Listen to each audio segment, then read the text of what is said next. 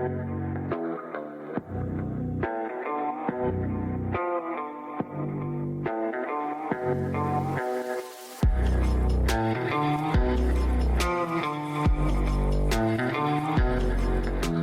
everyone, and welcome to another episode of Looking for Love in All the Wrong Dust Jackets, a show where three disgruntled harpies talk to you about everything we love in romance, whether that's books, movies, TV shows, whatever we like. My name's Liz. I'm Danny. And I'm Wiggles. And welcome to the episode. Today we are discussing Phantasma by Kaylie Smith. But before we get into that, I have to warn you, I got to let the people know that we are crass and unhinged. We're terribly unladylike. And we're going to talk about all of the naughty times using all them 4-letter words.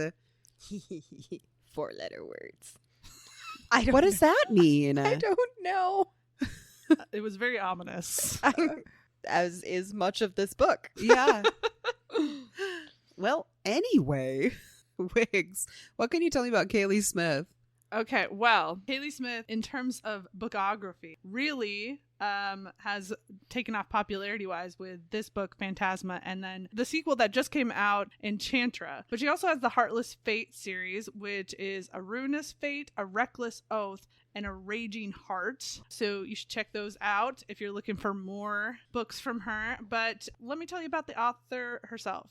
My love of books is from my grandparents. Growing up, my grandfather would take me to the library every day after school, and I remember thinking it was the most magical place in the world. By the time I was in middle school, my love for reading was insatiable, and my daydreams were filled with fantasies about being an author myself someday. In my teenage years, I ended up writing many books that were badly written. Haven't we all? But filled with magic, wonder, and honestly, I don't think I'll ever be able to achieve again.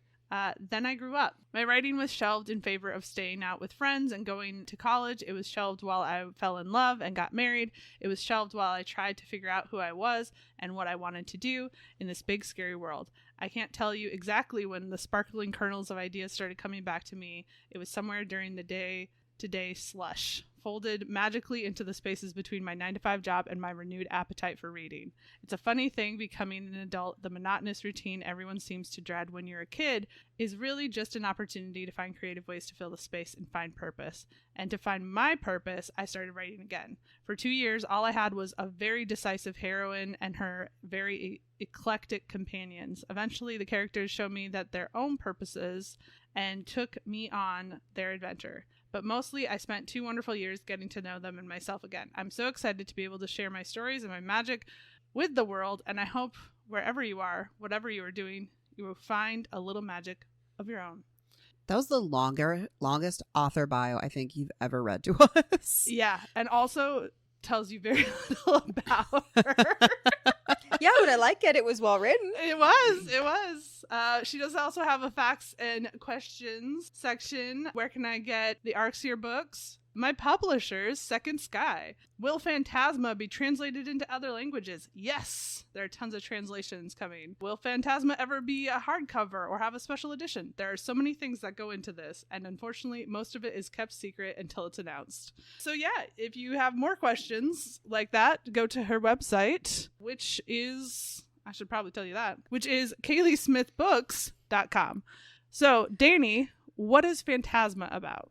Phantasma is about basically 2 sisters who wake up one morning and their mother is dead. And the older of the sisters, her name is Ophelia, she has to perform a ritual on her mother's body to then take her mother's necromancy magic from her to become a necromancer herself. And then she wears the locket that holds not their power, but it's a family heirloom. And she finds out after their mother has died that they're in debt and they're about to lose their house. And her sister basically says, it's fine, I'll take care of it. And she's like, no. But her sister disappears and she enters what is called Phantasma, which is this, for lack of a better way to put it, haunted house. It's kind of a house of horrors it's a contest you can enter. But the stakes are very high. You can absolutely die. You can lose your soul. And you have to go through these levels, these 9 levels. And the only one person can win Phantasma. And you basically, it kind of makes it sound like you can get whatever you want out of it. Probably within reason. I'm sure there's certain things they couldn't do. Or wouldn't. But so she enters because her sister entered or she thinks her sister entered. She doesn't actually know, which is what I was like, but you don't know, ma'am. And she runs into a phantom who says that he'll take 10 years of her life in order to help her win Phantasma, but she's also got to help him be unleashed from Phantasma because he's tied to it. So let's talk about it. Mm-hmm. I want to start off by just saying the vibes, they were vibing. And I Yeah, can they understand why everybody loved this book or it got so popular because as much as like gothic fantasy is always just eaten up, doesn't seem like there's ever enough to fulfill the quota or like desire that people have. I also think the thing about this book that is making it hit so well with so many people is it had the pacing and energy of the YA books that we read as teenagers, but it was obviously spicy. Yeah. So if you were like, I just want that, like, oh my God, I need to keep consuming this book feeling, this is going to be the book for you. Well, and I think the trials are a big part of that because trials are just like this massive mechanic in YA books, like the Hunger Games. Yeah. But, you know, now we're... Maze Runner. Yeah. Harry Potter. Yeah. Divergent. Yeah. We could keep going is the thing.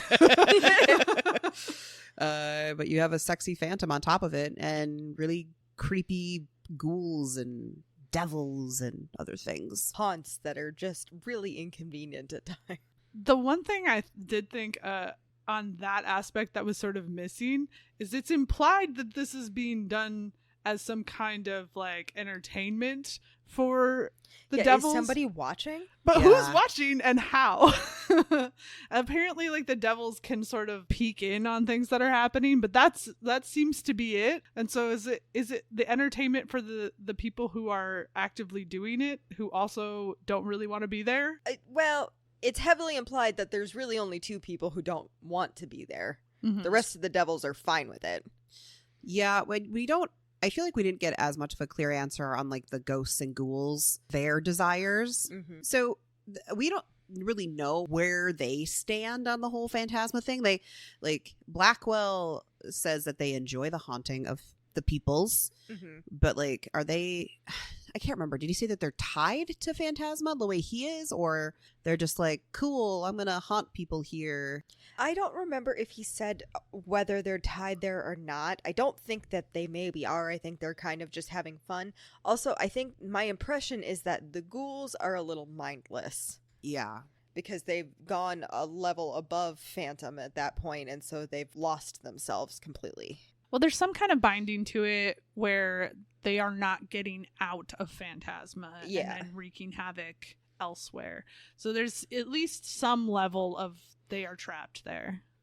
But it does kind of seem like the devils are. Like when they're not busy doing their level of Phantasma, they're out in the streets of New Orleans making deals. Yeah.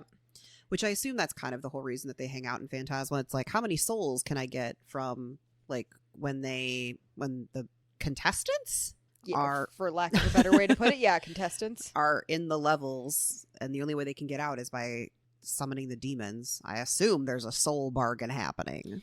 That's usually how it's implied, that if for some reason they can't get out or they can't win it on their own, the idea is that either you forfeit or you can summon a demon to make a deal. But you can only forfeit when you're not in the levels. When you're in the levels, true, you can only summon a devil. Well, and there's also an aspect of it where if you die, they still get the benefit from it because that's what powers Phantasma is people's lives. And so for them, it's a win-win. So what I imagine is that they go, as soon as they arrive in a town, they go out in the community and they lure people in with like, you can compete to get your wildest dreams come true, right? And then they are like, and now we're going to watch you all fail. Yay! Can we talk a little bit about like the world outside of Phantasma? Because one of the things that kept kind of tripping me up is, what time period is this set in? I had a similar problem. So I did most of my thought process on context clues, and the way she talked about how like the exhaust from the car choked her and everything, it gives me the impression that they're not used to cars being around terribly much. So I'm thinking it's that time period where it's like shifting between horse-drawn carriages and cars. Well, yeah, because they use carriages a lot in town. Mm-hmm. So is that like early 1900s? Well, it must be before like the flapper. Yeah. Because there's frequently a reference to Ophelia wearing a corset. And stays. Uh-huh. So. But they were also very free talking about sex, which could just be the world. It's true. I think that was just the world, that they're pretty free about sex and Mhm. everything. But yeah, it was a little confusing, the time period set, but that's where I got my context mostly, was her talking about like that they were in a car at one point, but Yeah. she was complaining about how the exhaust was choking her and everything. So I thought maybe she just wasn't around them all that much. Another factor that was confusing to me was towards the end we find out that part of the financial woes that their family is dealing with is that her mother has purchased an additional house. Mm-hmm. And so the maintenance of the two houses is causing financial trouble for both of them. Mm-hmm. And the question I kept coming up against of like, if it's like 1900 Mm-hmm. and that's the time period we're setting it in, it wasn't very common for women to be able to own property. Correct. Yeah. So then I'm sort of like, what? And so there were a few things like that where it was just like, I don't know if it's like such a specific sliver of time that needs to get narrowed down to, or if there just is some slight continuity issue there. I think it's a mixture of, it's the world that the author created, and their women are free in certain ways, because they're also, her sister talks about kissing people at parties and stuff, which would have been a big no-no then too. Then there's the New Orleans factor of it all. Yeah, which is a different culture New Orleans was to different. a lot of what America was at that point. So yeah, New Orleans has always been in itself its own entity. Mm-hmm. But the other thing on top of all of this is Phantasma isn't a secret. No. Which means devils, ghouls, ghosts aren't secret. It seems like none of the paranormalness of the world is a secret, because people actively know that she's a necromancer too, and didn't have an issue. Right. Except for the one douchebag in the whatever. Cade. But I mean, if there's a traveling mansion that just pops up in different cities. Yeah, no one's shocked. Yeah. And people know that you die in it. I think it's a little bit more undercover than that, though. I think it's like you have to already have some awareness of the paranormal, was kind of my understanding of it, because when she first finds it, she doesn't recognize that's what it is at first. It's almost like an illusion is over it, and then when you actually stop to look at it, then you're like, oh, this is not what I thought it was. Yeah, because it gets summoned into the place where a cathedral is supposed to be. Mm-hmm. So, I mean, obviously I don't know how the magic works. Like, where does the cathedral go while it's there? But, yeah. But everybody knows about Phantasma because they did, like, there's interviews in the paper and everything, because she frequently references that people have said this about it in interviews. There could be, to a degree, things that people can't physically say about Phantasma once they're outside of it, too. Mm-hmm. For just as they couldn't say the creator's name. Mm-hmm. Yeah, that seems to be a big theme in this book, is secrets, and then, like, you can't say certain things because of the magic of Phantasma. Mm-hmm. And that happens to, like, all of the devils, and obviously Blackwell losing all of his memories, so he doesn't really know what the big secret is unless he's in his one true form. Yeah, I also sort of wonder if our perspective is a little bit skewed. Like, by the papers, does she mean like the gossip magazines, or or yeah, and like also is what we perceive as everybody knows about it, is that it's just one of those ill-kept secret kind of things. Yeah, where in New Orleans there is just a general consensus that there is at least some spirituality and magic going on at all times, which I mean is New Orleans, quite right frankly. Well, not only that, but that could be Ophelia, because she talks about the fact that she has been very sheltered because she's been kept home all the time by her mom to train her to use this magic, and she just doesn't go out into the world. No, she tried to live vicariously through her sister. Yeah. right Well, and she also is facing is it the Dark Visitor? The Shadow Voice. The Shadow Voice. Why did I think it was called that? She has OCD. Yes, that is what it is. Yeah. And I will say that the shadow voice aspect of it was interesting because I kept teetering back and forth between it's just her and it's something else. And yes, the playing with that was really fun. Yeah, I never knew, is it just OCD? Not that there's anything just about that. No, OCD can be terrifying. Yes. Mm-hmm. Or is it, an actual demon like living in her head? Right. Well, and I think that would be the scariest thing about being part of the supernatural world Mm-hmm. or the paranormal world and having OCD, because you don't know. Mm-hmm.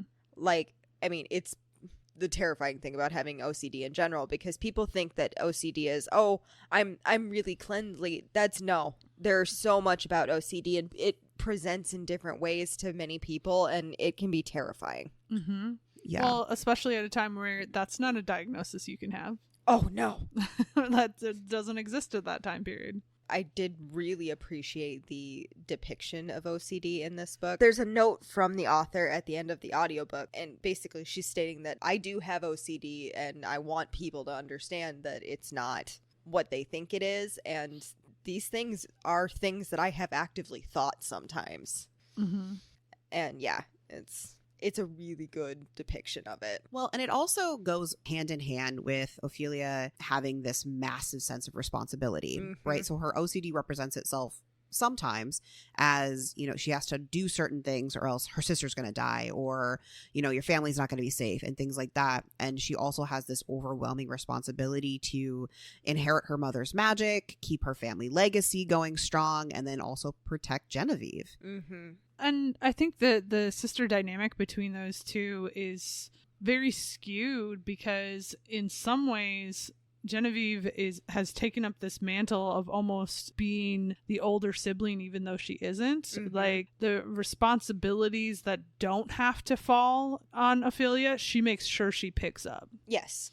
Which then slightly irritates Ophelia because she's like, I have to take care of this. And Genevieve's like, no, you don't. Mm-hmm. Listen here. Let me help.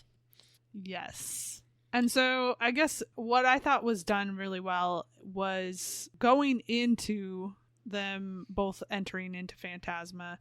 You sort of have this question of, is Genevieve just like an irresponsible, like lashing out young adult kind of thing? And they did a really good job of slowly turning your mind away from that. Yes. Well, I mean, especially in the beginning, because their mom just died, right? Like, these girls are, they said it at one point in time, but like early 20s. Yes.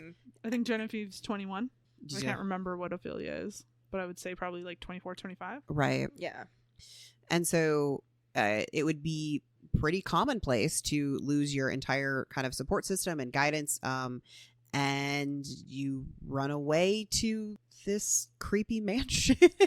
Well, and even Ophelia lashes out at Genevieve, and she thinks that's why Genevieve like ran away in the middle of the night, when it's not. This was always her plan, was to do this. But the lashing out at your other, like the last bit of support you have in a grief moment, is totally a thing that happens. Yeah. You don't think correctly when you're processing grief. But I mean, to your point earlier, you had mentioned like kind of thinking, Ophelia, what are you doing going into Phantasma when you don't know that Genevieve's there?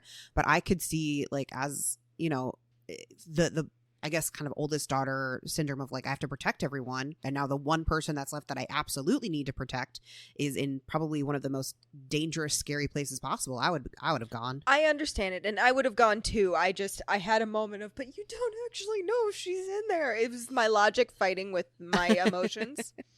I think the time that really kind of bothered me was when they get the book of contestants. Mm-hmm. The first thing I would have done is flip to the back to make sure my sister's name was in it. Same. Right? I thought of that instantly. Was like, dude, look for her sister. Well, and wasn't that the whole point of getting that in the first place? It was to look for Gabriel. Right. But like the point of looking for Gabriel was to find her sister. Yeah. So it's like for this being like in some ways a very mental game, you're not on it. Well, I will give them that they're also all very sleep deprived in this location. She gets more sleep than anyone else. Yeah, her exhaustion maybe could have come through a bit more because we see her kind of just, I don't want to say casually going through everything. She's not. She's got all sorts of shit going on. Horrible wounds at times. Yeah, trying to find Blackwell's heart and key, or else she'll lose a decade of her life. Like, that's pretty stressful. Yeah. Yeah, and I think that when it comes to her reasoning to be there, which is to find her sister, like, winning wasn't really her agenda. No, she was like, I'm gonna find my sister and then we're dipping. Like, Right. we're done. We don't need this shit. We'll figure it out. And so for her, like, she's just trying to survive all this shit, and these other people are trying to get the prize. And so she's just not coming at it with the same energy as everyone else. Right. Well, and once she has Blackwell, she doesn't need to. Right? Yeah. She gets the princess treatment through the rest of the shit. And I like, if I was a contestant, like, let's say I'm going in there, I'm one of the characters, like, was it Lucy was trying to save her Yes. her brother, and this bitch just gets to, like, evaporate out of handcuffs and, like, magically can, like, get past all of these things. I would have been like, fuck you. What the fuck? But then Lucy also is having a relatively easy time of it because she has some sort of healing powers. We don't know what that's about. Yeah. They don't explain it. Which It kind of implies that she made a deal. or she has some sort of paranormal abilities herself because vampires exist.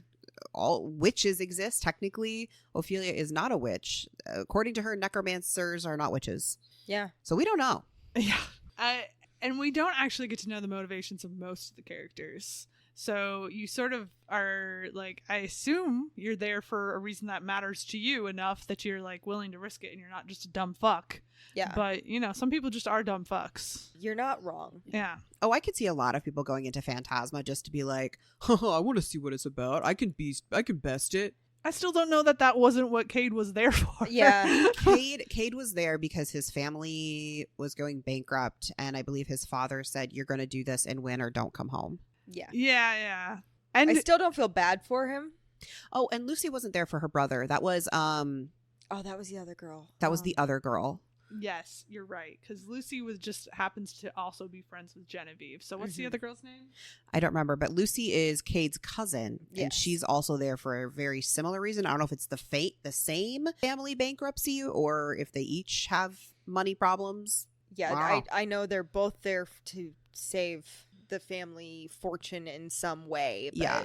yeah, the one girl wanted her brother back because he died. Her brother is also the one that gets his mouth taken away Yes, on, like, level 1 or 2. level 2 by the desire demon. Yeah. Oh, that one. They said that, and I was like, oh. Yeah. I wonder, do you think he got his mouth back? I would hope so. I would hope so. It seemed like it was just a thing that happened in Phantasma, right? I mean, Yeah. this is obviously evil Willy Wonka and the Chocolate Factory, but I would assume that, like, if he's opting out, that you go back to your normal state before you got in there. I feel like if you get to forfeit, that was kind of what they had mentioned, that you just get, like, booted out without all of the problems. But at the same time, there was that one boy, Leon, who got his eye plucked out by a bunch of crows. And who knows if he got his eye back. Yeah. Who knows? So the girls are Edna and Charlotte and Becca. It wasn't Becca. It wasn't Charlotte. It may have been Edna. I think it was Edna. Because Charlotte was the kind of, like, standoffish girl who'd just randomly be like, shut up. That was her vibe. Mm-hmm. Yeah. I liked her vibe. Yeah. I mean, I wouldn't be, like, trying to make friends in there either. I'm not gonna lie. I can see trying to make alliances or go in with somebody to be in an alliance, like if brother and sister going in for the same thing. Yeah. But the thing that kind of, like, threw me a little bit is all these people falling in love. And I'm like, you're only there for, like, a week, I don't got time for that shit. right?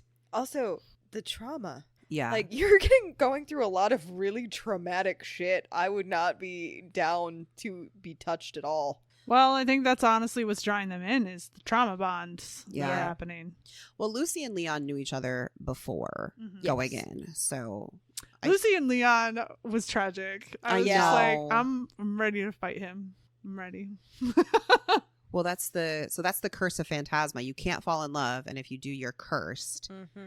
And so Lucy is in love with Leon, And so anytime he touches her, she like is in extreme pain. Because Leon technically did not fall in love, so he did not fall in break love the 'cause rule. He does not love her back, which makes it worse. Yeah. But at the same time, I mean, he said, if we ever get too close, we're supposed to break it off. And Lucy didn't do that. And Leon's like, I can't, like, he can't say he loves her when he doesn't. Yeah. Mhm. Can't lie about that. Well, especially not in that situation. Yeah, no. So I think maybe we're at a point where we should maybe talk about the different challenges and levels. Yeah. Because they start off not that complicated. The first couple, Ophelia is able to get through them kind of on her own, even though Blackwell's been like, but I could help you. Well, she does the first one entirely by herself Yeah. because Yes. she hasn't made a deal with him yet. And that one is just a maze, but they're in limbo, so you don't have any of your senses other than sight. And she can use her cool blue sparkle magic, Yes. like she's Does she- Jubilee. Which she doesn't, like, at that point, he works with her to get, like, I actually like that they had a, hey, let's work on this so it's actually useful to you. Because initially, it's not really like a shoot thing. It's just kind of, hi, in this direction. Yeah. It's more shotgun than Pistol. pistol situation. I did think the blue sparkle magic was cool, and obviously it was important because she used it several times. I wish there would have been more actual necromancy, though. Yeah. Yeah. I would have loved to see some necromancy. But also in the trials when she had dead bodies, I don't know that she would have had time. It seemed like certain things she had to do were much more extensive, Yeah. ritualistic things. I Yeah. don't think it was a Like an instant thing she could just like summon, like Yes. on D&D or something. yes. Mhm. It would have been cool though if she would have like interacted more with other ghosts and ghouls. Yes. Mhm. And not just Blackwell, Yeah. mostly. Well, and Sinclair. But And the ghoul that the ghoul that crawled out of her bathtub creeped me out. That was a really good visual. Of It was a really Yeah. good going into your visual. bathroom and your bathtub is full of blood and there's just like a ghoul coming out of It it. just like crawled out of it. And I'm like, oh God, I Ugh. don't. That felt very Japanese horror to me. Mhm. That It felt very American Horror Story to me. well, yeah. But then on the second level, it's all about the lust. And that's when she sort of has to come to terms with, I'm not equipped. Because she just goes in and is like, oh, you want me to drink something? Okay. And then she just drinks it and is easily lulled in with a fake Blackwell. She's already made the deal with him by this point. This is true. Yeah, and no matter how many times he's like, summon me as soon as you get into the trial, she's like, no. Yeah, she doesn't. So I'm like, you asshole. No. Open your eyes and go Blackwell, Blackwell, Blackwell. Boom. Did you like, how difficult was it for you to read Blackwell 3 times and not go Beetlejuice, Beetlejuice, Beetlejuice? I was 'cause that listening was to my the brain. audiobook so that I didn't have that issue Same. as much. Oh, really? But I did occasionally go Beetlejuice, Beetlejuice, Beetlejuice. No, the Yeah. bigger problem I had to fight was that the description of Blackwell isn't that far off from Astarion from Baldur's Gate 3. Really? So I Yeah. just pictured Astarion sauntering the whole time. I did actually too. I didn't go that far with it, but I could see. I Yeah, could see how you would. Blackwell's just Astarion in a different universe Yep. in my head. And so the sass was amped up Oh yeah. in my understanding of the book. Well, the sass and the banter I thought was rather enjoyable between those two. It was. Banter was fantastic. I love that she constantly was like, yeah, now I got to deal with that smart mouth for eternity. Like, you want to deal with that smart mouth. You can teach him things to do with that. Apparently he already knows, Oh, yeah, he does. according to the other devil that he had boinked at one point in time. Yep. He's got it going on. He knows what to do with that mouth. He, in fact, knows what that thing do. He does, in fact, know what that thing do. He's Mhm. got a pretty mouth. Stop it. So the next level after lust is the greed. Yes, it is greed. It's the one where they It's have a to. gluttony one. Oh, it's gluttony. Yeah. Yeah. Yes. Yeah, Yes. yeah, Sorry, yeah. gluttony. Where they have to pull themselves up by chains or be, sent into a pit of lava. Just a casual pit of lava. Yeah, no big thing. And they have to like pull themselves up. Like they have to dig the weights out of the... Yeah. Again, you should have fucking summoned him right when you got there. But no, she touches the fucking cage and it burns like the flesh on her hand. Ugh. Well, and that's when we kind of start to find out that her bond with this deal she's made with Blackwell only is effective if he's keeping up his end of the bargain. And since part of his bargain was to keep her safe, every time she gets hurt, the like bond erodes, and he's like, I don't have as much power to do the shit I need to do because you keep getting injured because you won't just call my name. God damn it. I love that she's like, well, that was information that would have been good to know before. Yeah. Yeah, which is their entire dynamic. It really is. Yeah. They are sassy to each other to a fault, and I love it. Yes. I also get the sense that while this is supposed to be happening over approximately 48 hours, that time is moving differently in Phantasma. Yeah. It has that vibe about it. Yeah. Not 48 hours, it's a week. Well, so they were saying every time, like, and that's why I think the time is different, because like on the outside they move every 48 hours was what they were saying, and on the inside it's at least a week. Yeah. Mm-hmm. Actually probably longer to get through all 9 levels, and like the first night they're there, it's yes. Also on level 3 I believe is where Cade discovers that she's getting support and gets real pissy about it. Yeah, because well, that's actually at the end. Oh, this is so confusing, because at the end of the first level is where Cade finds out that she has magic phantom powers. Mm-hmm. Yes, because she accidentally, because she doesn't know that she can go invisible. That's not anything Blackwell's doing. That's a her thing. Spectre powers. Sorry, Spectre not phantom. powers, yeah. And so Cade had like a hold of her or something, and her hand came out of his because her wrist went transparent. Yeah. And that wasn't anything Blackwell did. That was just... a her thing. So yeah, maybe it's at the end of chapter 3 that he confronts her about having a devil help her or something. I don't remember. And I said chapter 3, I meant level 3. I knew what you meant. Yeah, he confronts her, yelling at her about, because she also talks to herself a lot because of the OCD, and so half the time it's her talking to Blackwell, and half the time it's her yelling at the shadow voice to go the fuck away. Yeah, like.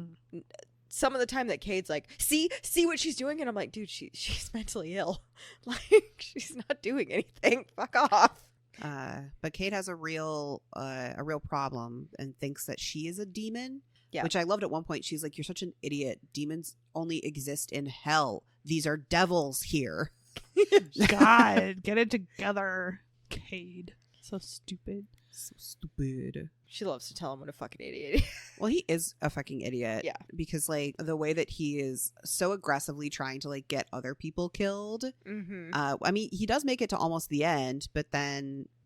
Well, at one point, they in one of the levels, they all have to vote for someone they want to die, essentially, and he is shocked that it's him that everybody unanimously voted for. It's like, what the fuck did you expect, dude? It's like, have you never watched Survivor? Well, I mean, no, he hasn't. Obviously. But yeah, if he was playing Survivor, he would have been voted off at like first opportunity, because they would all have been like, this one's aggressive. I don't like it. So we were correct-ish. Level 3 is greed, and it is the one pulling up the chains. Yes. Level 4 is gluttony, Mm-hmm. and I don't remember what that was. That was the one where every time they stole gold, more shit went crazy. That's right. Yeah. And they had to get to the end, and then there were these levers, and that was really what solidified the like Cade, Ophelia, like we're beefing, and inevitably one of us is gonna die because of this. Cade figured that out right away and just rushed over and was letting people get crushed, or it was the pendulums. Yes. And she sees him go immediately for her lever to give her a disadvantage on the next one. But you can also like hit your own lever if you could get over there to even it out, right? And so he actually like kind of sicks his friend Eric on her at that point, and that's when she ends up making him make a choice that definitely leads to his death. Yeah. But He was going to try and kill her anyway, so that's called self-defense. Well, yeah, Indeed. Eric was trying to push her into the pendulum, and she just like dodged around it and then kind of set a trap for him by standing where one would swing. So when he jumped to grab her again, he got hit. Yep. And she went Spectre. Yeah. Mhm. It's like, I'm just calling it. She's going Danny Phantom right now. that's essentially what's happening. Yes. Yeah. And so then that ultimately leads to a really big confrontation in the next one in Wrath, because that's where Kate is met with the disadvantage of everybody has voted for him not to have a pedestal. And so there's not enough pedestals for everybody. And at that point, that's when he attempts to kill another contestant. And finally, Ophelia has to step in. Yes. That poor girl. I did wonder because especially the later games or levels all required there to be multiple contestants. So like, what if there is only one left? They just get to walk through? Yeah. Probably. Yeah. We never saw what the actual last level was. No, we did not. I will say the 6th level, that was the one that I was just like, holy shit. Like the other ones I was like, acceptable, understood, yep, got it. The fucking pillars squashing people, I don't know why that one I could not get past. I was like, nope. Especially when with the ones who had the disadvantage and true, false, and random instead of true, false, and skip. Yeah. And were just obliterated because they didn't have a choice. Well, and the thing that was even worse about it, right? So that's the deceit level, and it's essentially, am I telling you a truth or a lie? But the thing is the statement is picked for them. Yeah. And not even the contestants sometimes know if that's true or false. Right. Yeah. Like one of them was, I have a twin. And she's like, I don't have a twin.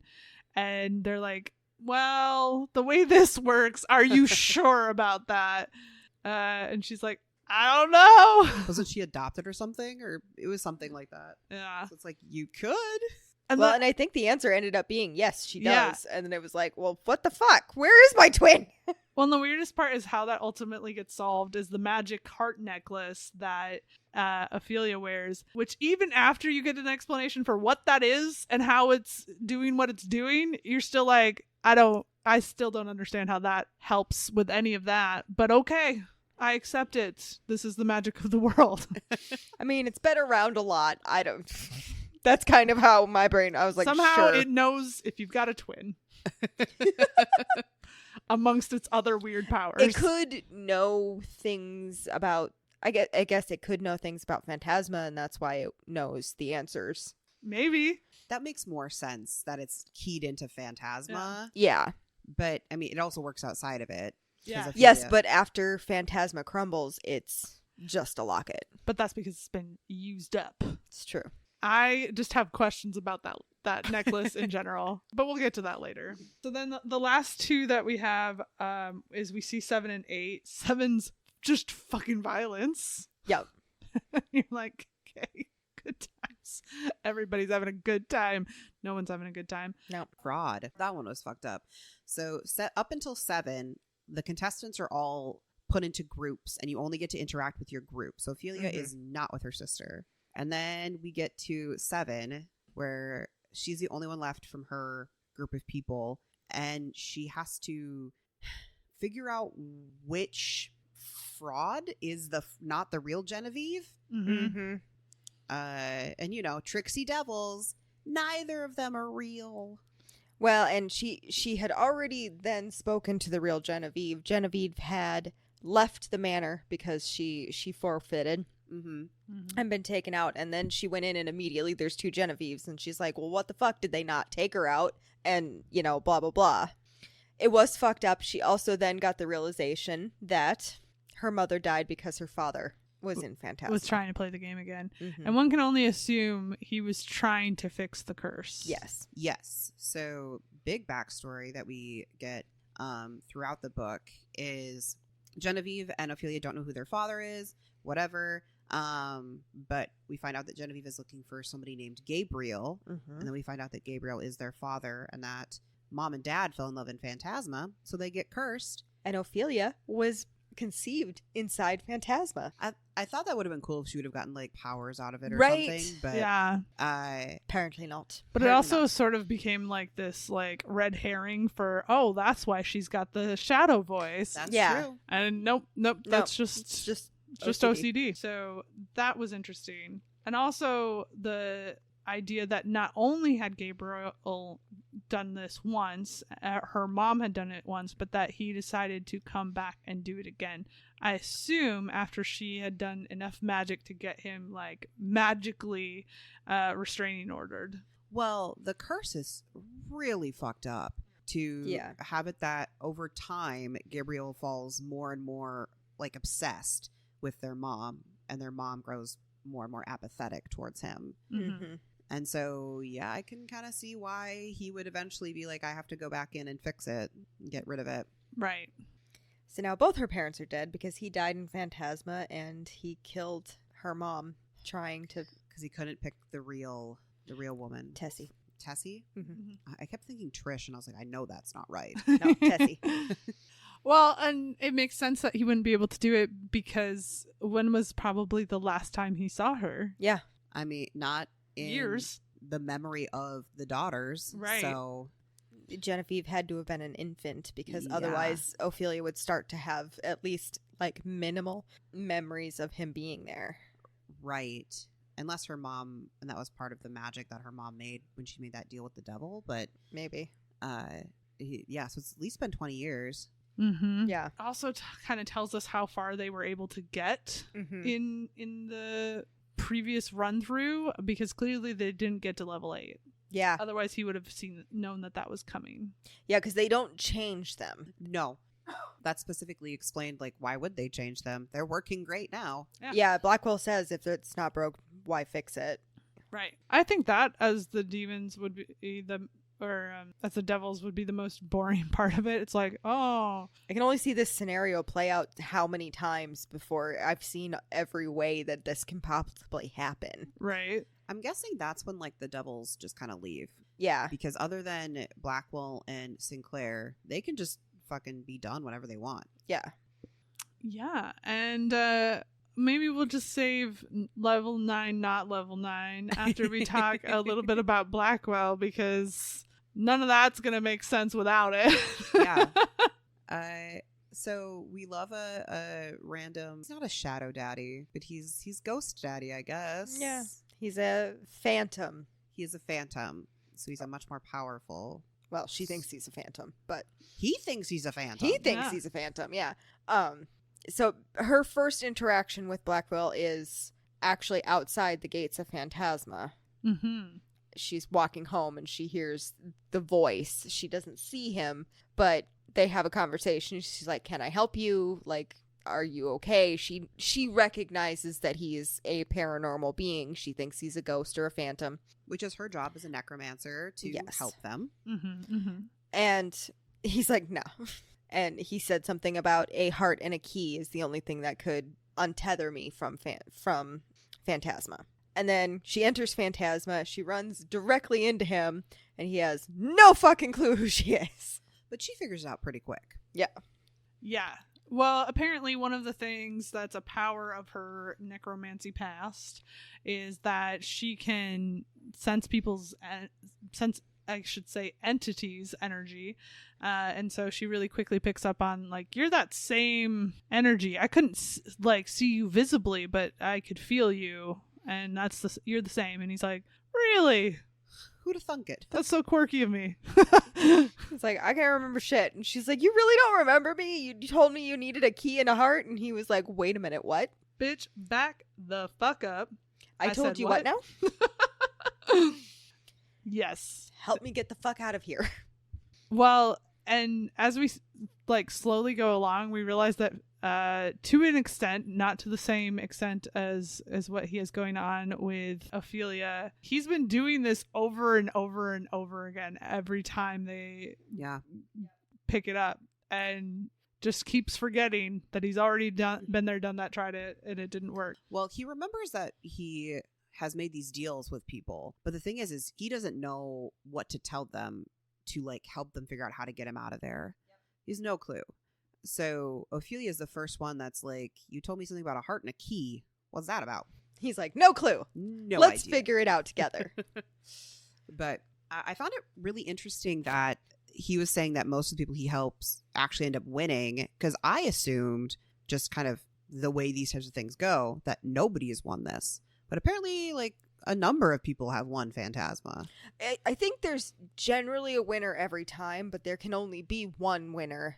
And most of the time, it's actually his chosen contestant. Well, it makes sense. They don't really have to do anything.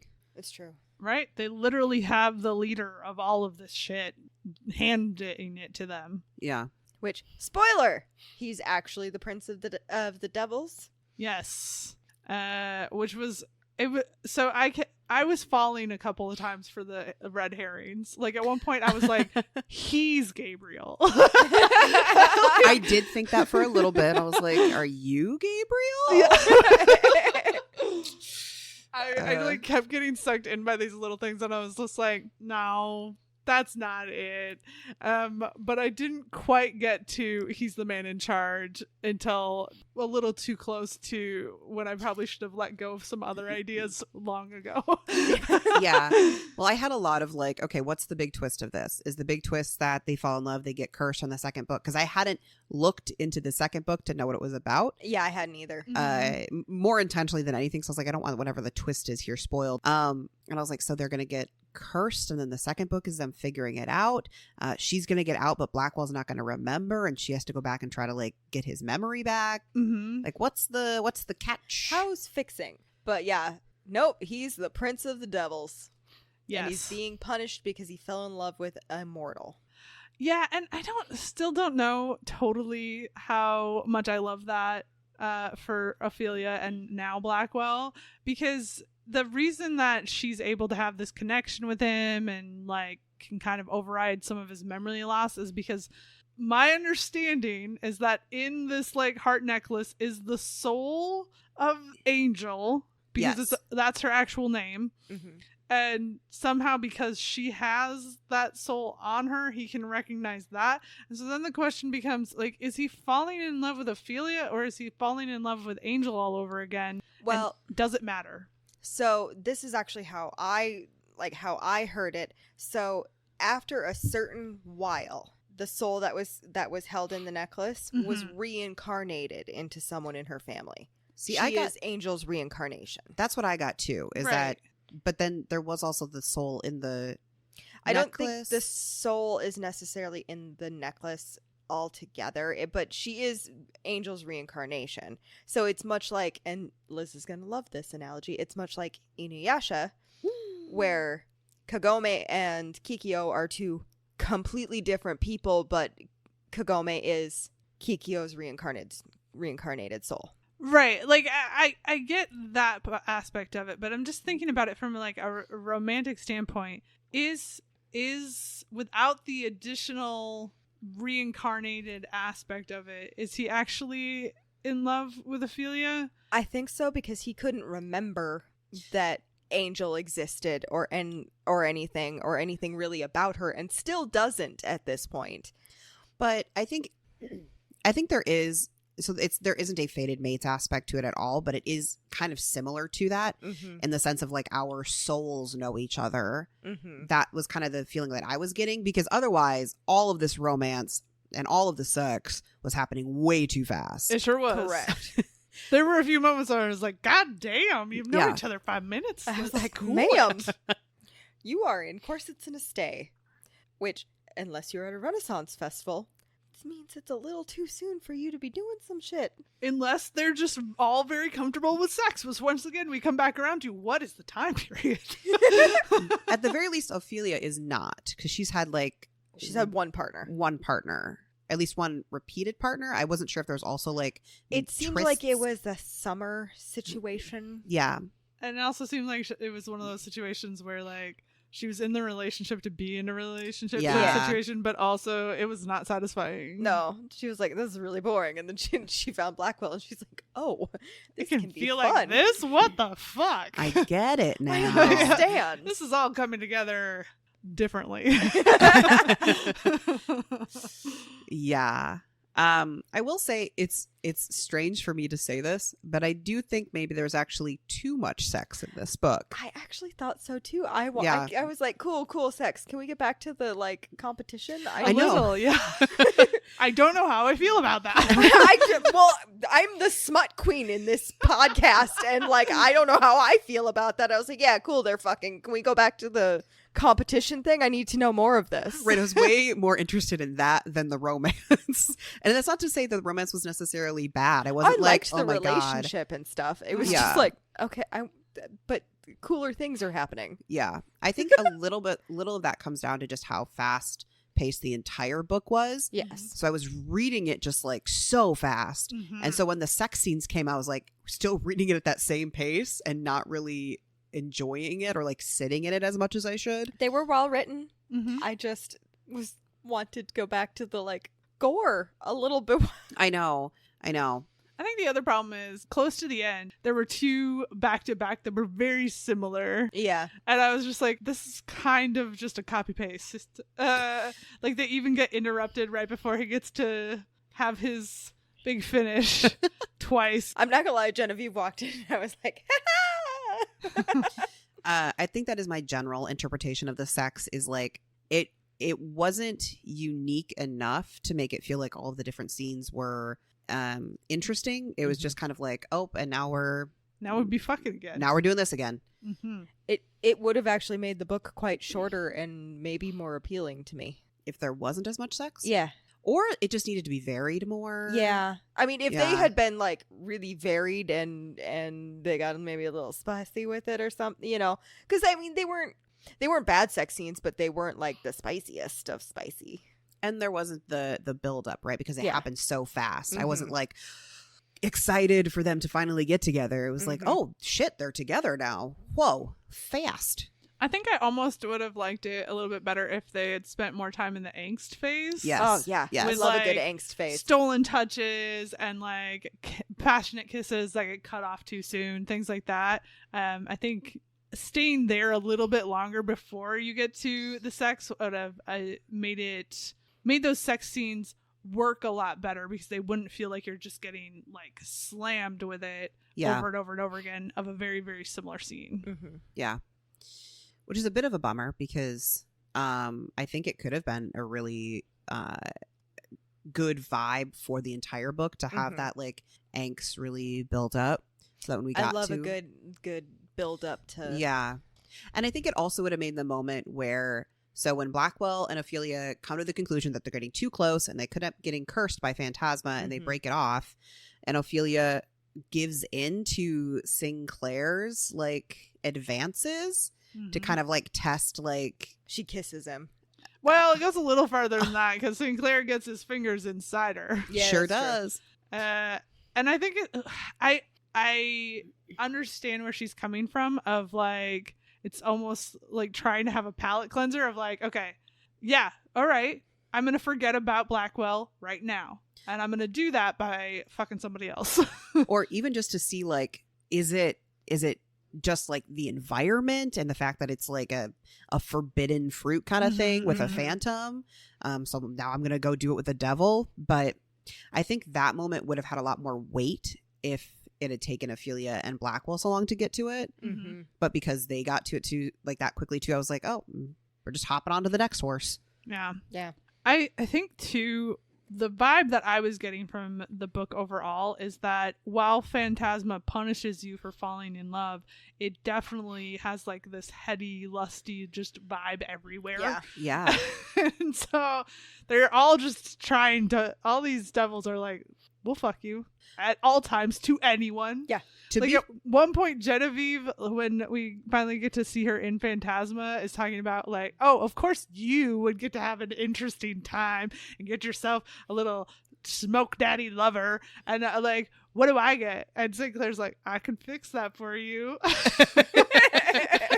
And they're both Ophelia and Blackwell are like, absolutely the fuck not. No. Like, no. To be fair, though, I could definitely see why you would, because most of the devils, not all of them, but a lot of them were described to be rather attractive. Yes.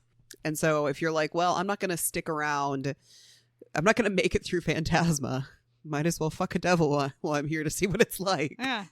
By the way, can I say the cat being a spy for the King of the Devils killed me. I laughed so hard when I found out Poe was his fucking spy. I knew there was something going on with that cat. Well, I knew there was something going on with the cat, but I did not expect that the king's spy. And also, why are they letting that little fucker be with them afterwards? Well, because Poe, like any good cat, has decided that it has a new home.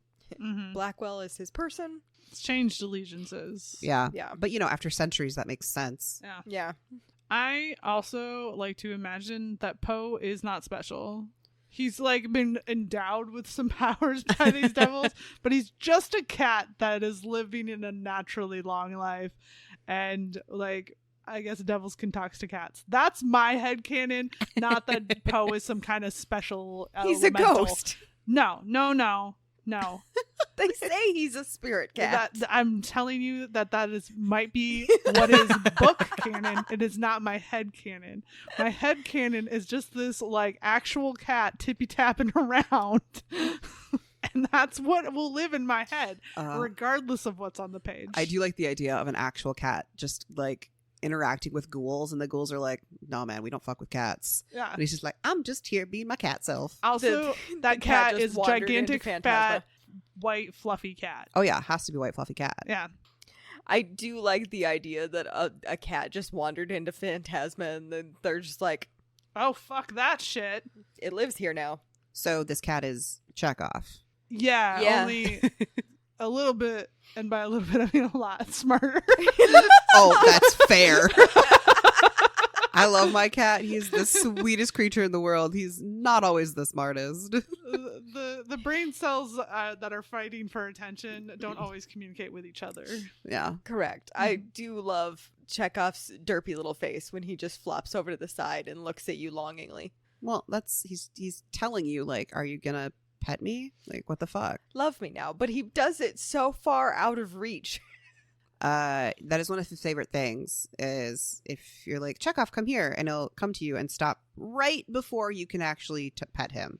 I'm like, why would you do that? Why? So, what we have developing between Ophelia and Blackwell, the tricky thing about it is that he's supposed to be a phantom in this world and acting on behalf of Phantasma as literally every other creature in there is. And yet he's definitely being almost too nice and too sweet the whole time. And if I were Ophelia, I would have been like, distrust. Absolutely not. Oh, yeah, I would not have trusted him. I wouldn't have trusted him either. And so I just had that problem throughout the whole book where I was like, are you dumb? I don't know what his deal is, but it's not right. It's not right. Turns out he was actually genuine, but I also was like, but there's something wrong. No. Yeah. But I can understand her perspective a little bit of, I need to get through this to get to my sister, so I'll make a blood bargain, which neither of us can break. Correct. So, if it's worded correctly. But that doesn't mean you have to let that man in your pants. That is the thing I don't honestly get, is like, why you be DTF so fast? I would not have been DTF so fast. Also, I've got questions. Are there like phantom STDs, devil STDs? Is that fire crotch really a fire crotch? You know what I'm saying? Like, is it like, oh my God? Well, Ophelia can't get infections. I don't know to what level she can't get diseases, but she can't get infections and she heals rapidly. So, I mean, maybe she don't care. Maybe. I'm just saying that in a place where you can't fall in love, one could assume consequences for sleeping around too. I don't know. Now all I can think about is somebody just entering Phantasma for no purpose to go through any of it, but just to be like, I'm here to fuck a couple devils and then I forfeited them out. Like, I'm not even going to do level 1. I'm just here to get around and then dip. I would assume so. Probably. So, well, they don't tell you really how many groups there are, so there are a lot of people in that house that we never saw. Yeah, and Ophelia's group had 26 people when it first started, I believe. Yes. So you have to imagine at least 25 in a group, probably, and a good couple groups. I mean, I would assume that you'd get like enough for 100. Yeah. At a time would be my guess.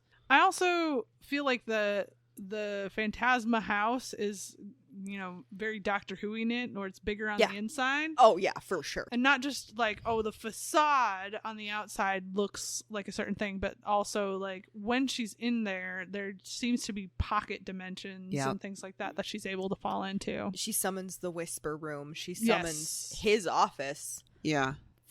She kind of skips over level 9 and was just says, like da da da da da da. I actually kind of didn't like that so much because A, I wanted to know what the fuck level 9 was. We got through everything else. Yeah. And B, if all you had to do was summon the door, which you had done before level 1. Yes. And I can understand it taking her a while to put together that's what she needed to do at the end again. But to just be like, okay, I got through level 8 and door, hello? Also, I feel bad for the other person that was going to be in level 9. Like, rude. They just went through all this trauma for her to just, like, bypass it. Well, technically, she didn't win. No. I know. So they could still win. Was there another person? There should have been, because she still would have had to do level 9. Well, the thing is there didn't have to be another person that got through level 8, because if there wasn't, she would have just gone on to level 9 instead of the like fighting, bargaining thing that you have to do. But yeah, technically she did not win Phantasma. It ultimately ends up being a moot point because Phantasma crumbles around them. But I was also like, the ending just seemed to happen way too fast. Mm-hmm. Yeah. I wanted more explanation of the like heart and key situation. I also wanted more explanation of the fate of the characters that were presumably still alive. Like, Lucy's still alive in the end. Mm-hmm. Yeah. And there are, like, the siblings dipped out. Leon's still alive, just missing an eye. Yep. So, like, where are they in all of this? Yeah. And the kind of story of Salem, who is Blackwell, and the soul and the king and all that, I was like, that's fine. But why is it so easy for Ophelia to just like fix everything? Obviously, she opens the locket, says I love you, and then it's like, well, give me your soul and you won't be cursed, or tie yourself to me for eternity and you won't be cursed. Yeah, that was a little too convenient for me. Yeah. That they tie themselves to each other for eternity. Then she will live forever because it goes with his life expectancy and all of that. And that just seemed a little too perfect. Yeah. I was like, so what's the downside, motherfucker? Like, you know what I mean? I think it would have been better if she would have just like given her soul. I agree, actually. Because there also would have been a lot more like internal conflict of do I do it or not, or Well, and if she loves him, then she should trust him enough for that as well. But it's also only been 7 days. And so that's one of those things. The other option just seemed it was very Superman. Yes. No weaknesses. Although I do think if he dies, she dies with him. Correct. So Correct. there is that. Like, if somebody could decide, I'm fucking done with this bitch, and take him out, like Sinclair, and she's gone. So there's that. But I agree. I also just felt like the like prologue almost. I almost wish it hadn't happened. I understood that it was there to like set up how Genevieve is going to get to this place where she's going to have to do hide and seek to the death.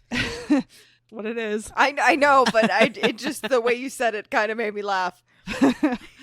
And but I also kind of wish it wasn't there because it was too domestic. Yeah. Yeah. And I sort of was like, I don't really want I that don't want for them. I don't want the coziness at the end of the Gothic.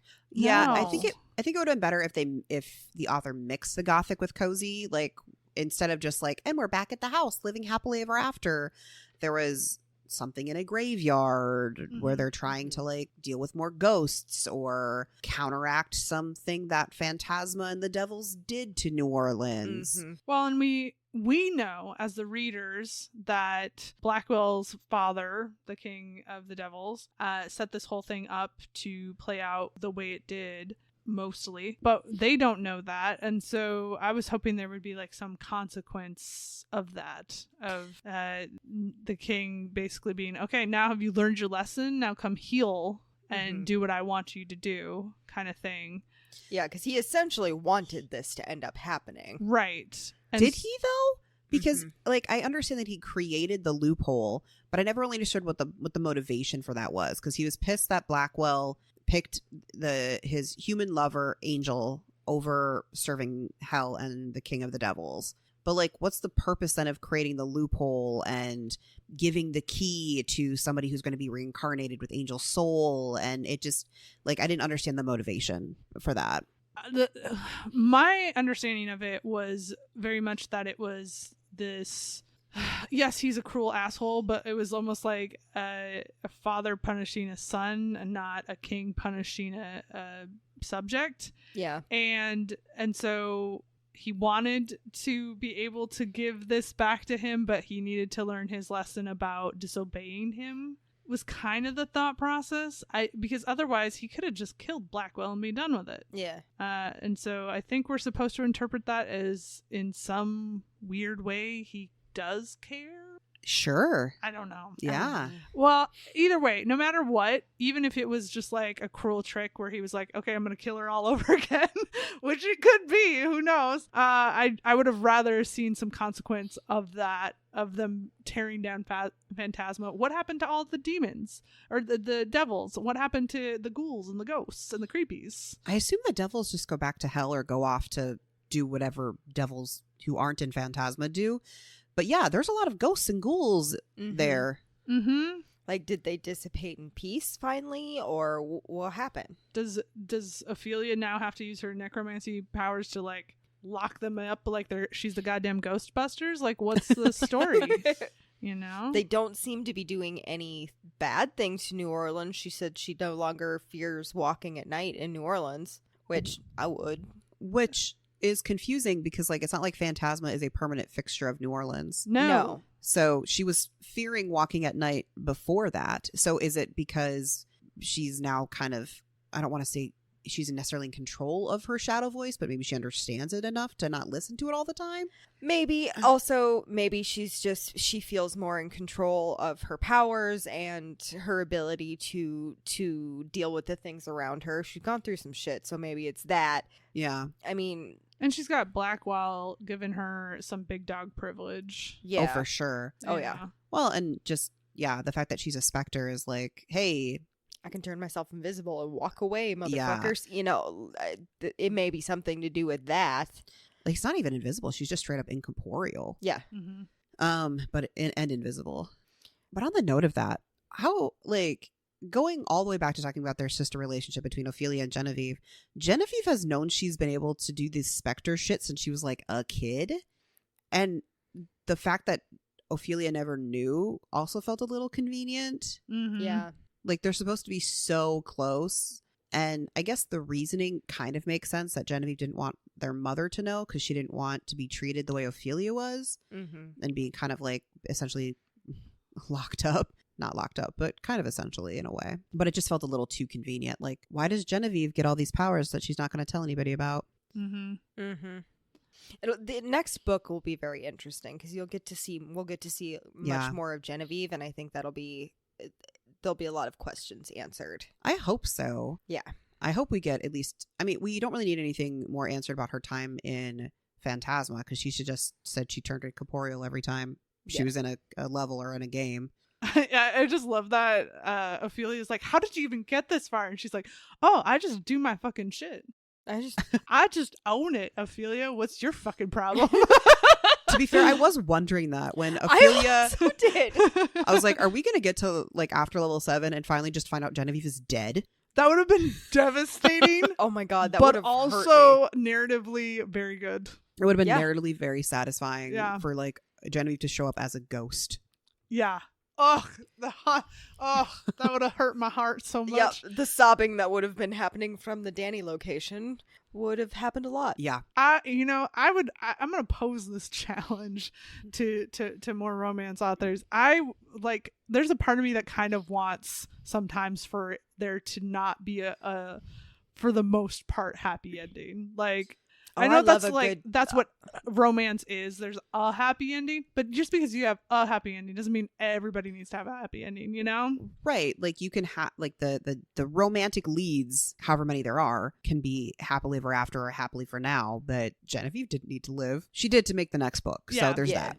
But I think that is part of what there's a lot of appeal, I think, to romantasy, but I think one of the things that people really respond to is there's a devastation element that's available for the narrative in romantasy that you don't have in a standard romance.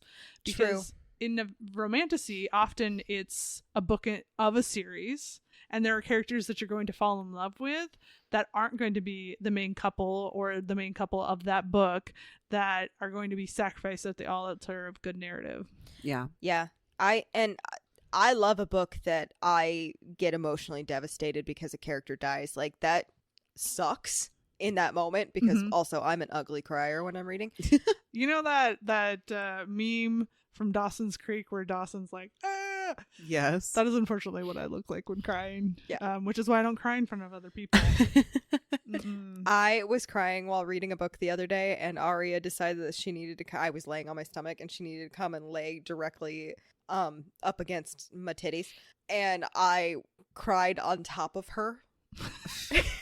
Like, my tears dropped on her head, and she looked at me like, "What are you doing, you asshole? Get it together, my God." Like, she went away from me. She was like, "I'm done with this bullshit," and I'm like, "Nobody asked you to be here." You know, I will say, in complete counter argument to everything I just said, that Ashley Poston is the example where she does exactly that with a standalone. Yes. Every book that I've read of her so far, which admittedly is only 2, but she only has 4, so I'm working on it. Hey, you got 50%. Yeah. But everyone that I've read, she's really like poses the negative emotions that just naturally have to happen in life, because in life there is death, right? Up against the excitement and joy of falling in love. And I'm just like, oh, yes, that's the good shit. Oh. Well, it's also like when we read Dead Romantics, Ugh. I was going to the grocery store while listening to that audiobook and all of a sudden started bawling. Right? I think that's why we love Abby Jimenez's book so much as well, because she doesn't necessarily have the like tragedy-ness in the book, but we are uncovering very traumatic pasts. Yes. Yeah. And with her books, what I think is so great is that she does so much research into the trauma she's speaking to. Yes. Correct. And so you don't get moments where you're like, oh, that didn't feel like it landed naturally. So I think we've reached the point where it's ratings time. Woo! What is your spice rating? I'll just say I think this one's going to be a little tricky because the quantity was high, but I'm not sure if the quality was. See, and that's where I was kind of stuck too, because it's not. There's a lot, but it's not, and it's not like they're badly written, but they're kind of repetitive and not. I think the first chunk of them, the first few kisses, the first time that they're really like exploring each other's bodies, and the first time that Ophelia is like experiencing some of these things, I think those are all very well done. Yeah. I was in it. I was like, yes, let's go. It was just the ones that happened afterwards didn't feel as enticing because they were very repetitive. And the only other dig I have against the spice of this book is with the lust portion. I wanted to sort of see more of that. Yes. I was enjoying the description of that going on, and then it just. I was like, no, come back. Yeah, and I wanted to see that more of that stuff was going on behind the scenes and not just hearing it for a brief snippet before they go into the next trial, right?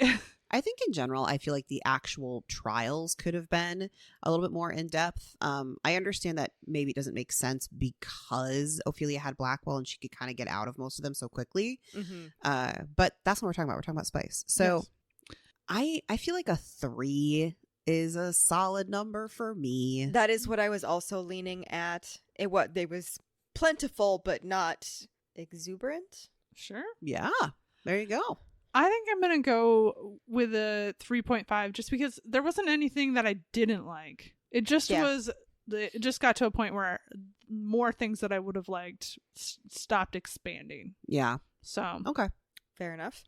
What about your romance rating? I honestly thought they were cute. Like, were it very wasn't cute. weird that they were moving as fast as they were, yes. But I loved that Blackwell was charming to the point of being irritating. Yes. and that Ophelia was falling for it, but also was like, fuck you. I love that kind of thing. Yeah. And I also loved, and this is technically spice, but whatever. I loved that while we did get a repetitive spice scene, the last time, this whole time, Blackwell's been teasing, I'm gonna make you beg, and then Ophelia makes him beg. And I did like that a lot. And so just his total willingness to be at her mercy when he's got so much power was really appealing. And they were cute, and I did want them to have a happily ever after. So I'm gonna give it a 3.75. There you go. I was also actually going for 3.75 because it's not a 4 because of the time period. Mm-hmm. Like, the amount of time is not enough for them to be a 4 for me. No, not at all. But they are really cute. I love the sassing off at each other, even in like really inappropriate moments where they're just like, and fuck you. And I liked that. I like couples that are sassy to each other. So Well, and I also really liked the kind of conspiracy angle where those two were on their own private quest and they were trying to like not maybe get caught by the other devils, even though they were all the time. And even though like the thing that kind of made it super fun was also all the other devils poking fun at their relationship. Yes. Yeah. Which I can be convinced to a 3.75. You convinced me. I was going to go 3.5, but I'll go up. Oh. Mostly because then we can say gavel gavel. Did you see Danny did it with us? Danny did it with us. Part of the ship, part of the crew. You can prove nothing. What about our overall? Great question. I landed on a 4. I feel like it could have been higher. I wanted more of the world. Yeah. It's such a weird thing in a book that's already pretty thick that I was like, wait, no, I need more stuff. Please. And so I would have just taken out some of the spicy scenes and replaced them with more content that was related to what was happening. And otherwise, I thought it was a really fun book, and I had a lot of fun reading it. Honestly, I think this book easily could have been another 100 pages. Oh yeah, absolutely. Like, and I think that's the trick with romantasy, because you're telling two plots that have to both be interesting enough for us to care. And I think I was more actually interested in most of the fantasy elements than I was the romance. We've kind of talked about that. And so I landed on a 4 as well. I think the other thing that I don't know if it's not that I didn't like, it's just it didn't draw me in, was the prose. It's not that there was anything wrong with it. It just felt like it wasn't pulling me in enough in some cases. I also landed on a 4, so gavel gavel. Thank you very much. We have to do it together. It's a ritual. Yeah. Wiggles and I lock eyes, raise fists, Yes. and then go gavel gavel. How else are we going to summon a demon if we don't get the ritual right? Danny. But for many of the same reasons, honestly, the reason it's not higher is because I did want more of the like competition aspect. Yeah. I wanted more of the world. Mm-hmm. So I also wanted more of Genevieve. Like, we didn't get to see her very much for her being like the main reason all this shit was happening. she's the It's true. obsession, and we don't get to hardly see her. Yeah. Yeah. So what about your recommendations? I am going with the kind of obvious one, which is the Hunger Games. That's fair. I mean, there's a little more pining in the Hunger Games. Obviously, it's also technically YA, but really, if you reread the Hunger Games, that should not have been YA. There is some violence in that book. And so much trauma. Oh, so much trauma. And it's people who've only seen the movies, it's so much worse. It's so much worse because there's just things that they couldn't necessarily convey in the movie that happen. Mm-hmm. And it's traumatizing, but the books are very good. So Yeah. So I am not suggesting this just because I just read it. It just happens to be a good suggestion for this book. And Likely story. A likely story. I swear, and I will explain why right now.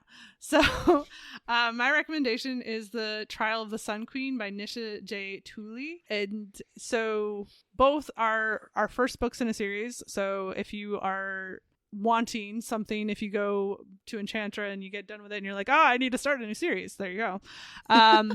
But the other reasons that I'm talking about this is, one, there's the trials aspect of it. Shocking, it's in the title, trials, that would happen. And so the premise of what's happening is our main gal is sucked into this competition to become the queen of a different nation than she belongs to. And so she's competing against these women who want to be queen of their own country, and has to sort of like win over the king. And there's like a fae element to it, so there's magic components. Also, she's very bumbling and should not be successfully getting through a lot of these trials, much like our main girl in this book, where you're like, wow, you barely got by with your life there. Okay. And so yeah, there's definitely a spectacle element to it as well, and a lot of temptations, a lot of unknown loyalties. So if you're looking for more of that, and there's sexy time, so there's that. If you're looking for more of that, you should check that book out. So I'm going to recommend Gideon the Ninth by Tamsin Muir. It is also necromancers, but I will say that their necromancer powers are like they can use skeletal bones to like configure kind of anything they want out of them. Oh. So sometimes they create skeletons, sometimes they create like weapons, sometimes they do cool shit. And so Gideon is not a necromancer, but she is been kind of conscripted to be the swordsman of the house, the ninth house, in this sci-fi world where all of the different houses live on different planets and they're all run by necromancers, and the heads, or like the heirs of the different houses, have been summoned to go through a set of trials to figure out who is going to be ascended essentially into an immortal necromancer. And Gideon and Harlow, who is the necromancer who she's with, they get into a lot of shit. There's a lot of things in these trials. There's a lot of death and weird ass stuff. I will say the one thing, like I love this book and I love the second one. They are kind of hard to get into because you kind of just have to read them and hope at the end it makes sense. And it does make sense at the end, but you gotta get there. Oh, that would be really hard for me. Yeah, you kind of just have to barrel through. It's a trust the process situation. Yeah, for sure. Especially the second book. I remember reading it like I have no earthly clue what the fuck is happening. And then you're like, oh, I get it now. No, you don't. Now do I get it? Not yet. But there isn't really romance in that one. Harlow and Gideon do start off absolutely hating each other, and for very good reason. And they eventually form kind of this like haphazard friendship, and it kind of maybe turns into love. So lesbian necromancers in space is the tagline that's usually given to it. It's not quite accurate. There's not a lot of space to it. You're just hopping between planets, but okay, that's the book. Yeah, I won't lie to you. Part of me, I've seen that around a lot, and everyone's always like, "Oh, you got to read it. It's so good." And then I'm like, "What is it about?" And nobody will actually explain it to me. So. That's because it's really hard to explain. So I'm like, "Nah, I'll pass. I'll pick something else." I was like, I hope this explanation is good enough. And I think it's good enough. I would say, I think for like you who picks books up and puts them down a lot, it would be extremely difficult. Ooh. You kind of got to commit to just reading it. That's going to be a hard one for me. I could be wrong. Obviously, I don't know your brain, but I do have a weird brain. This is true. Yeah. All right. Well, folks, that's the end of the episode. If you like this episode, you can find us out there on the socials at Wrong Dust Jackets, primarily on TikTok and Instagram. But you can find us anywhere: Threads, YouTube, Pinterest, Facebook. Yes. Or you can go to our website at wrongdustjackets.com where you can find a list of episodes coming up as well as episodes we've done and our blog posts. And we would love it so much. It would just make us so gosh darn happy if you gave us a like, 5 stars, rate, review on whatever podcast listening app you are on. I am so sorry. Do I have to do that again? No, I don't think so. Okay. That's all I've got. Bye, y'all. Bye-bye. Bye.